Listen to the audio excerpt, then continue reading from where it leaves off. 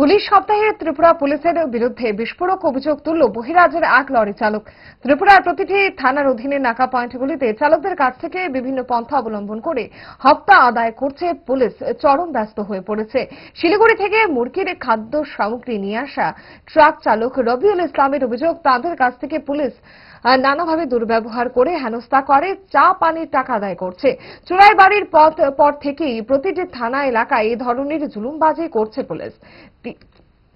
তিনি কামারঘাট ট্রাফিক পুলিশের হপ্তা আদায় নিয়ে সাংবাদিকদের সামনে এই প্রতিক্রিয়া তুলে ধরেন। পাশাপাশি পার্শ্ববর্তী থানা মনু এবং প্যাচারথল থানার ভূমিকা নিয়েও বড় তিক্ত অভিজ্ঞতার কথা জানান।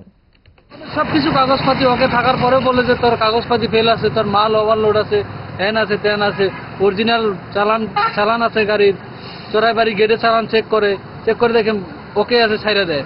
এদিকে পুলিশে বলে তোদেরকে দিয়া যা, একটা চা পানি এন্ট্রি দিয়া যা, যা চা পানি এন্ট্রি, তাহলে গাড়ি সাইড কর, তোদের ঝামেলা আছে। আইন আমাদেরকে শিখাস নাকি? আমাদের খালাসিটার বয়স হলো 17 বছর বয়স। বললাম যে স্যার সরকারি রুল হিসাবে তো 14 বছর অব্দি ছাড় আছে, তো আমাদেরকে আইন শিখাস নাকি? তোকে এখনই গাড়ি সাইড করে তোর গাড়ি থানায় নিয়ে যাবো।